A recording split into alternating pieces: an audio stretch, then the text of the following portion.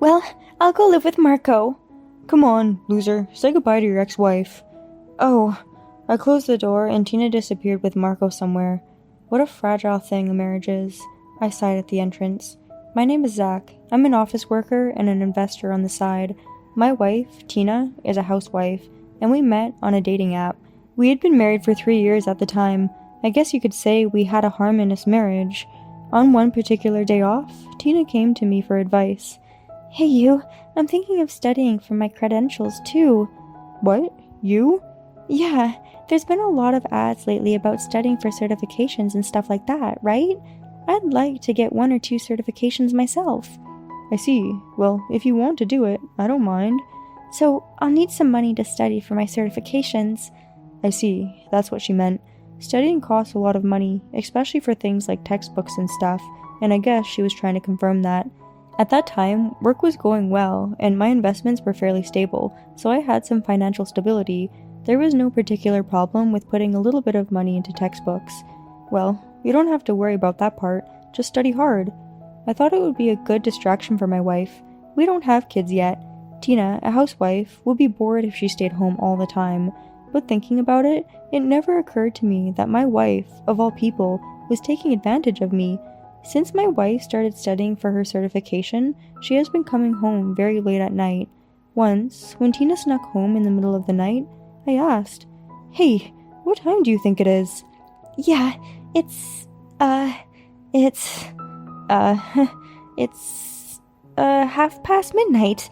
I was studying with my friends and it got late. Tina laughed it off without apologizing. It's too late for that. If you're going to be home around midnight, why don't you just call and say so? I have my own relationships too. Have you been drinking? Are you sure you're studying? I'm paying for your textbooks and your certification prep school. Oh my god, shut up. It's not up to you how I study. Tina got angry and went straight to bed and fell asleep without removing her makeup. If I had thought more about my wife at that time, it would have been better. Maybe then, something like that wouldn't have happened. In such a cold atmosphere between husband and wife, a significant issue occurred. On Sunday, while my wife was studying for her qualifications as usual, I was at home watching TV, feeling bored. A doorbell rang. When I opened the door, it was a delivery man.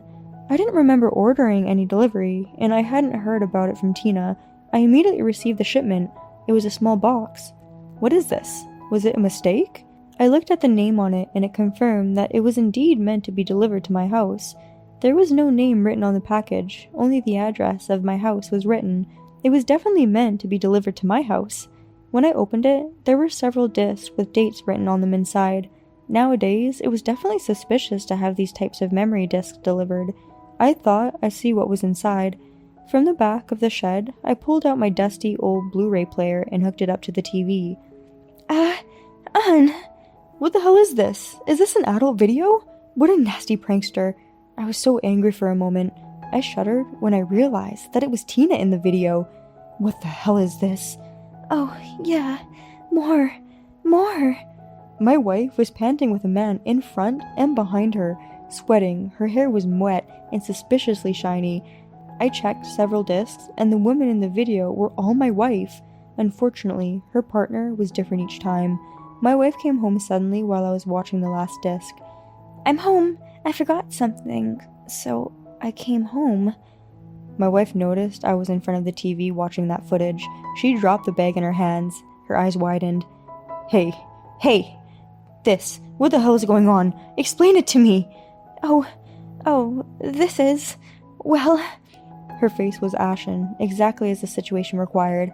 My wife's face turned blue before my eyes. When I called out to her, she choked on her words and said nothing. The air in the room was frozen, as if time had stopped. My wife spoke in a broken voice. It's, well, what you might call that a sample of my work. My friend, a wife I was studying with, says she wanted me to appear in the video, so, actually, I didn't want to do it either. But I reluctantly agreed to, and probably because of the sample that my friend sent me. If that's the case, why did so many videos arrive? Tina was at loss for words when she saw the pile of discs I was pointing at. Without saying a word, Tina ran into the bathroom and locked it. Oh, hey, what are you doing? Answer me! Yes, come help me now. Hurry up.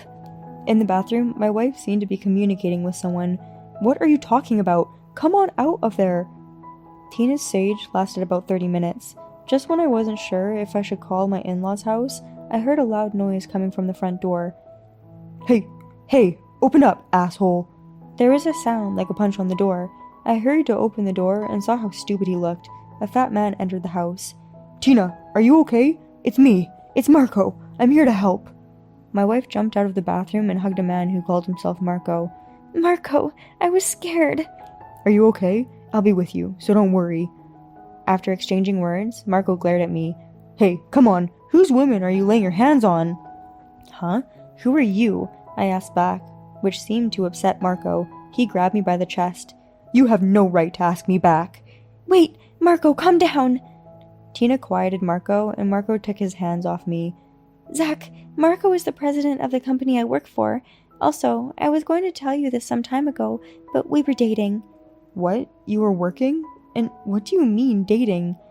Tina fell in love with a good-looking guy like me, rather than a skinny guy like you. Tina looked at Marco and smiled happily. She hid behind his back. How can he talk like that after sleeping with someone's wife? It's all your fault. You're always working, and you don't care about me. Well, can't be helped, I suppose. A guy who doesn't cherish the woman he's fallen for deserves to be given the cold shoulder. That's only natural. I was annoyed, but calmly asked, So, what are you going to do now, Tina? Now that it's come to this, I have no choice but to get a divorce. I would appreciate it if you would leave this house so we could live in it. What are you talking about? I'm not leaving. Did she really have such a joke of an idea? Then it can't be helped. I'll take Tina. Well then, I'm going to live with Marco from today. Hey, say goodbye to your ex-wife, you loser. Oh well, then you can leave. Thus ended our marriage. Since I'd be in trouble if they came back and did something, I decided to sell my house and live somewhere else. Several years later, I was successful in my investment activities and had quit my job, leading a leisurely life. I finally obtained a life without worries about money and also gained peace of mind, and I was even thinking of remarrying. Just then, an unexpected visitor came to my house. One day, while I was browsing the internet, the doorbell rang repeatedly. It was quite annoying, so I looked through the door peephole to see who it was, and to my surprise, there was Tina in tattered clothes. I decided to listen to what she had to say and open the door. Who are you? As soon as I opened the door a little, Tina forced it open and came inside. Whoa, what's going on? Out of nowhere. Please, listen to me. I'm hungry. I haven't eaten anything in days. Alright, just calm down. I knew that any more fuss would be trouble, so I sat Tina down on the sofa in the living room and took out some bread from a bag. Tina, in tatters, ate the bread ferociously. After Tina left, it got richer and richer, and conversely, Tina seemed to have fallen in life. Marco was kind at first. Gradually, he got tired of Tina, and it became just a physical relationship.